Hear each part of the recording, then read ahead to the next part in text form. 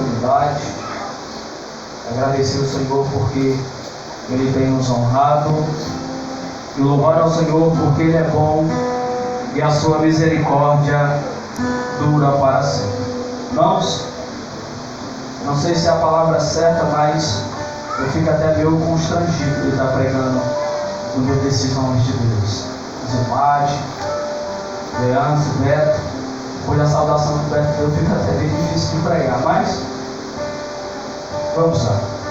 Atos, capítulo de número 16. Louvado seja o nome do Senhor. Jesus está aqui, irmãos. Ficamos de pé.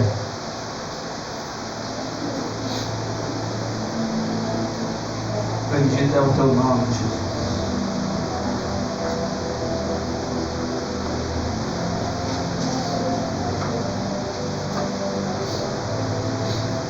Amém? Fechamos nossos olhos novamente nessa noite, antes de nós fazermos menção da palavra de Deus. Feche os teus olhos. Meu orgulho me tirou do jardim, tua humildade colocou jardim em mim. Se eu vender tudo que tenho em troca do amor, eu pagaria.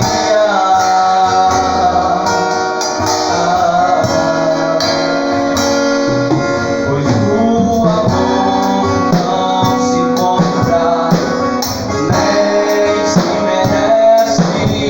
O amor se ganha, de graça o recebe. Eu quero conhecer Jesus. Eu quero conhecer Jesus. Bendito já foi orado essa noite. Aqui estamos 100% na sua presença. Usa conforme a tua boa e agradável vontade. Pai, nessa noite que o Senhor possa responder às nossas humildes orações. Por isso nós oramos, te pedimos em nome de Jesus. Amém. Atos, capítulo de número 16, versículo de número 23. Atos, capítulo de número 16, verso de número 23. Quero ser breve em minhas palavras nessa noite. Eu quero ser sucinto e profético para nossas vidas nessa noite, em nome de Jesus. Quem encontrou, diga amém. Quem não encontrou, diga espere por mim. Atos, capítulo de número 16, versículo de número 23, diz assim a palavra de Deus: e depois de lhes darem muitos açoites, os lançaram na prisão, ordenando ao carcereiro que os guardasse com toda a segurança. Este, recebendo tal ordem, levou-os para o cárcere interior e prendeu os pés deles no tronco. Por volta da meia-noite, Paulo e Silas oravam e cantavam louvores a Deus, e os demais companheiros de prisão escutavam. Versículo 26. De repente sobreveio tamanho terremoto que sacudiu os alicerces da prisão. Todas as portas se abriram e as correntes todas caíram no chão. Eu vou ler novamente. De repente sobreveio um tamanho terremoto que que sacudiu os alicerces da prisão. Em outras traduções diz: todas as portas se abriram e as correntes de todos os presos se soltaram. Tome seu assento, glorificando o nome do eterno Jesus Cristo.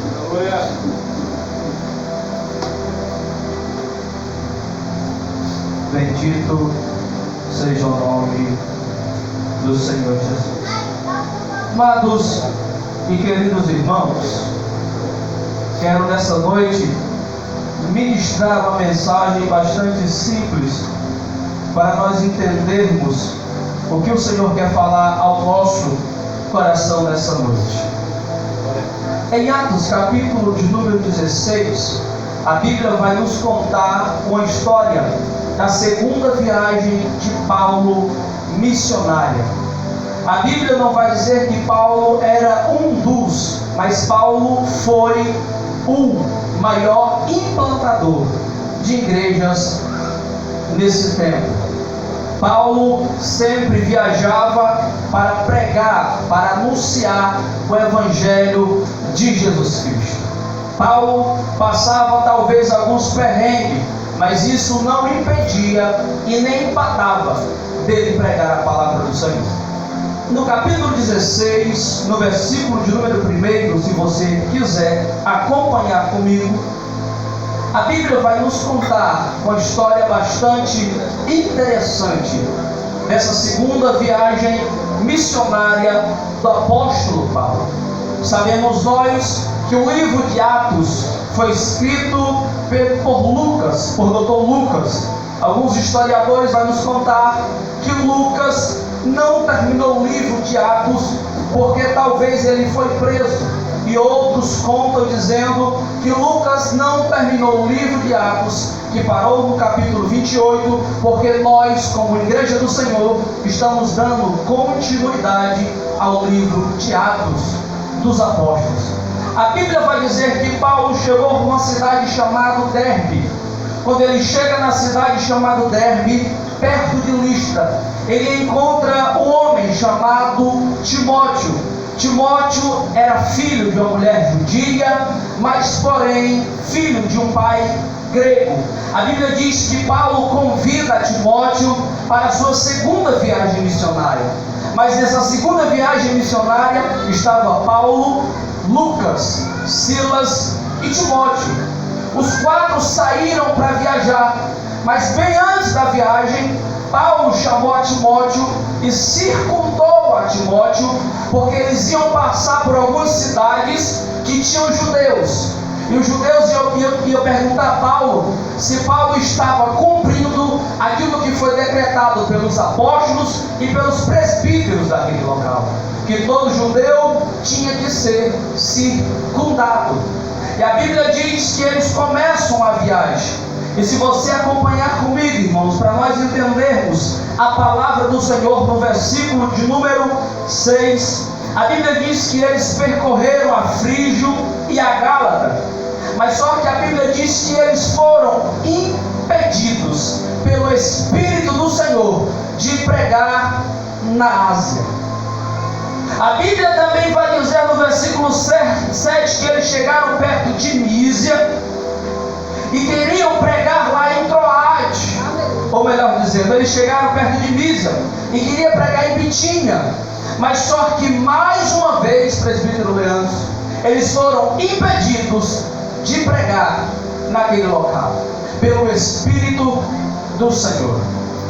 E aqui eu já quero trazer uma aplicação da parte de Deus para a nossa vida dessa noite. Paulo não foi impedido pelo homem. Paulo foi impedido pelo Espírito de Deus. Paulo queria pregar na Ásia, mas o Espírito Santo de Deus não queria que ele fosse para aquele local. Paulo, em uma de suas cartas, vai dizer que não vivo mais eu, mas Cristo é quem vive em mim.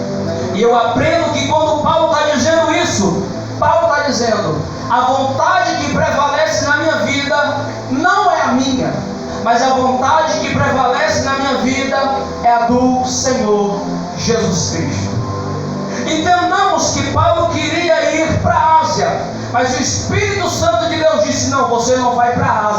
você vai para outro local.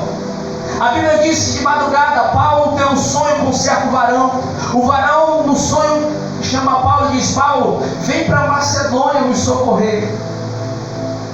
Entendamos que o propósito que Deus tinha para fazer na vida de Paulo não era na Ásia, mas sim na Macedônia. A nossa congregação mudou de lá para cá. E eu fiquei me perguntando ao Senhor: Senhor, por que essa mudança? E Deus me fez entender, Leandro, que para ter o propósito ter se cumprido, tem que ter mudança. E Deus me fez entender que o propósito que Ele tinha não era lá, era aqui. Aleluia. E o que Deus está mandando te falar nessa noite, que tem lugares que nós queremos ir com a nossa força, com a nossa vontade, mas a maioria das vezes não é o lugar que o Espírito Santo de Deus quer que nós estejamos. Louvado seja o nome do Senhor. Talvez Paulo queria ir para a Ásia, talvez não queria ir para a Macedônia, mas o Espírito do Senhor disse: o propósito que eu tenho não é na Ásia, é na Macedônia.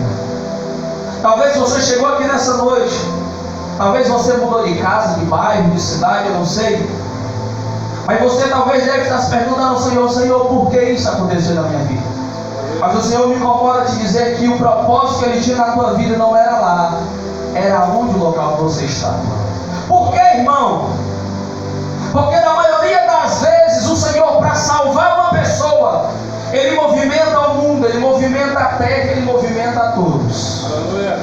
Deus só te trouxe para esse local, Deus só te colocou naquela casa, porque tem alguém necessitado de escutar uma palavra de salvação que sai da tua boca. Glória. E Paulo, na manhã seguinte, ajunta as suas coisas, fala com Silas, com Timóteo, com Lucas, e eles vão para Macedônia. Se nós formos ver o mapa geográfico que essa história está nos contando nessa noite, a Ásia se encontrava no centro, mas o Espírito do Senhor fez Paulo dar uma volta toda para cumprir o propósito que Deus tinha na vida de Paulo. Mas entendamos, irmãos, que essa frase que eu vou falar agora, que ficou gravada na minha mente, que Deus tinha um propósito para realizar na vida de Paulo, mas antes do propósito tinha algo chamado processo. Eu já falei aqui alguma vez. Entendamos que todo processo é doloroso, que todo processo para chegar no propósito, na maioria das vezes a gente vai sofrer, a gente vai chorar, a gente vai querer desistir, mas entendamos que todo final de processo sempre haverá um propósito de Deus para nossas vidas. E Paulo na manhã seguinte pega as suas coisas e parte para Macedônia. A Bíblia diz que ele chega na primeira cidade na Macedônia, que se chamava Filípios. E quando ele chega naquela cidade, ele vai procurar uma sinagoga para pregar a palavra do Senhor. E naquele tempo, nesse local em Filípios, não existia sinagogas. E a Bíblia diz que ele volta para o local onde ele estava, e no sábado ele sai da cidade e vai até a beira do rio para procurar um canto para orar junto com os homens que estavam com ele. A Bíblia diz que quando ele chega na beira do rio, ele se depara com algumas mulheres e eles começam a pregar para aquelas mulheres. E no meio daquelas mulheres tinha uma mulher chamada Lídia, vendedora de púrpura. E a Bíblia diz que aquela mulher, escutando a palavra do Senhor, Paulo batiza ela e ela chama eles para ficar na casa dela. E agora eles vão para a casa daquela mulher, e a Bíblia diz que todas as vezes que Paulo saía da casa de Lídia e ia para o canto que eles iam orar, sempre tinha uma jovem possuída por demônios, que sempre quando via eles, acompanhe comigo no livro 16, versículo de número 17. Em seguida Paulo e a nós gritava dizendo: Estes homens são servos do Deus Altíssimo e anunciam a vocês o caminho da salvação. A Bíblia diz que todas as vezes que Paulo saía para orar, aquela jovem saía atrás deles, gritando, dizendo que eles chegaram para anunciar o Evangelho de Jesus Cristo e o caminho da salvação. A Bíblia vai dizer que em um determinado momento, Paulo fica meio perturbado e se volta para aquela jovem e diz para ela: Espírito do mal, sai dela em nome de Jesus. Mas para nós entendermos a vida dessa jovem, que Paulo agora está repreendendo o demônio que existia na vida dela, chamado um demônio de Piton. Naquele tempo, Piton era um demônio que simbolizava uma cobra, e esse demônio se chamava o demônio da adivinhação. Através das adivinhações dessa jovem, os homens que estavam de posse dela conseguiam lucro, conseguiam dinheiro. Enquanto ela adivinhava, tinha dinheiro no bolso daqueles homens. Mas a Bíblia diz que no momento que Paulo repreende o espírito da vida dessa jovem, acabou o lucro daqueles homens. Mas voltando para o começo da história, entendamos que Paulo queria ir para a Bitínia, para a Ásia. Mas se Paulo fosse para a Ásia, a jovem ia continuar sendo atormentada e ganhando dinheiro para aqueles homens. E Deus disse para Paulo que o propósito era lá na Macedônia. E quando Paulo repreende o espírito maligno sobre a vida daquela jovem, a Bíblia diz que os senhores dessa jovem, não vendo que tinha mais lucro, pegou Paulo e Silas. Entendamos que tinha 4 pessoas: Lucas, Silas, Timóteo e Paulo. Mas só que eles só pegaram Paulo e Silas. Eu já quero fazer outra aplicação para a nossa vida nessa noite. Talvez se os homens tivessem pegado Lucas e Timóteo, talvez Lucas e Timóteo talvez não tinham suportado o que Paulo e Silas suportou. O que eu trago para nossas vidas nessa noite é que Deus, Ele nunca vai colocar a gente no meio da prova sabendo que a gente não vai suportar. Deus, Ele nunca vai nos colocar no meio de uma provação, no meio de um deserto, sabendo que a gente não vai suportar. Se você chegou aqui nessa noite e está passando alguma luta, e está passando alguma prova, coloca uma coisa na sua cabeça: a luta, a prova, ela vai passar. E no final dessa luta, e no final dessa prova, Deus vai cumprir o propósito que Ele tem na tua vida. E a Bíblia diz que pegaram Paulo e Silas, levaram para o meio de uma praça. Lá tinha os magistrados e falaram: olha, esses homens vieram à nossa cidade e estão tentando pregar e colocar sobre nós um costume que para nós não é para a gente cumprir. E naquele tempo, os judeus poderiam ir para Filipos, poderiam ir para Macedônia, mas não poderiam tentar converter ninguém ao Evangelho de Jesus. Mas só que agora Paulo e Silas estão de posse daqueles homens. A Bíblia diz que ligeiramente eles pegam e arrancam as vestes de Paulo e de Silas, pegam um açoite, um pau, uma vara, e começa a açoitar aqueles 2 homens no meio da praça.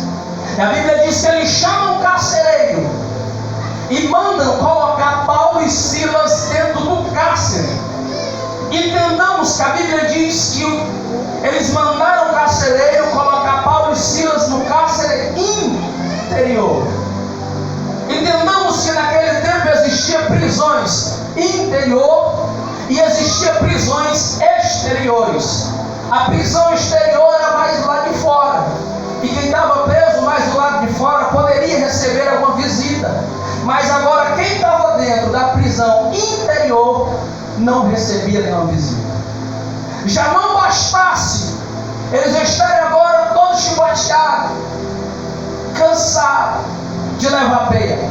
A Bíblia diz que ele manda o carcereiro amarrar os pés dele no tronco e colocar corrente. Agora eles estão no cárcere interior, porque agora eles estão não no propósito, mas agora eles estão no processo de Deus. E todo processo, às vezes é duradouro, às vezes dói, mas que nós devemos sempre olhar não para o processo, mas que nós devemos olhar para o propósito que Deus tem na nossa vida. E a Bíblia diz que eles estão lá, mas a Bíblia vai dizer no versículo de número 24 que à meia-noite Paulo e Silas oravam e cantavam louvores a Deus. Eu não sei, como diz o nosso pastor, eu não estava lá, eu não sei qual foi a oração, eu não sei qual foi o louvor que eles louvaram, mas eu só sei que aconteceu algo tremendo da parte de Deus. Eu só entendo de uma coisa, irmãos, que para uma oração e um louvor acontecer algo tremendo, primeiro a oração tem que ser sincera, segundo o louvor tem que ser adorado em espírito e em verdade. Eu tenho certeza que eles fizeram uma oração sincera a Deus e adoraram ao Senhor em espírito e em verdade. A Bíblia diz que à meia-noite, enquanto eles oravam, enquanto eles louvavam ao Senhor, aconteceu um terremoto naquele local. Porque o propósito de Deus para a vida deles já estavam sendo concluído. E a Bíblia diz que ligeiramente, quando ele começa a louvar, quando eles começam a orar, acontece um terremoto, mas tão forte que estremece o alicerce daquela prisão. E da maneira que estremece o alicerce daquela prisão, as portas do cárcere aberto e as cadeias que prendiam Paulo e Silas e os outros presos, elas são jogadas no chão. Porque o louvor, quando é louvado em espírito e em verdade, ele derruba cadeias no chão. Quando a oração é feita com sinceridade, ela derruba barreiras que o inimigo não pensa que nós possamos derrubar. Que nessa noite nós possamos colocar uma coisa no nosso coração, que nós temos que orar com sinceridade, que nós temos que louvar em espírito e em verdade. E a Bíblia diz que as correntes caíram e eles foram soltos. Pergunta que eu deixo para nós nessa noite é: hoje, nessa noite, qual é as cadeias que precisam ser caídas, quebradas na minha e na tua vida, para que nós venhamos a cada dia se achegar aos pés do Senhor? Será que é a cadeia da frieza espiritual que precisa ser quebrada? Será que é a cadeia do desânimo que precisa ser quebrada hoje, para nós voltarmos ao primeiro amor e se animarmos na presença de Jesus? Será que é a cadeia do vício que precisa ser quebrada, para que nós venhamos ter mais intimidade com o Senhor? Talvez será que é a cadeia da preguiça que precisa ser quebrada, para que nós venhamos orar mais na nossa casa, para que nós venhamos ter mais a Bíblia na nossa casa?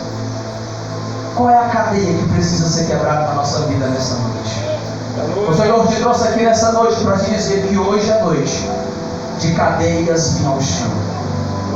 Hoje é noite de acontecer um terremoto espiritual da parte de Deus, e aquilo que te prende, aquilo que te desanima, aquilo que não deixa você se aproximar mais de Deus, hoje é noite de isso ser quebrado. Hoje é noite de isso vir ao chão. Te prepara, porque tem algo de Deus chegando na tua vida.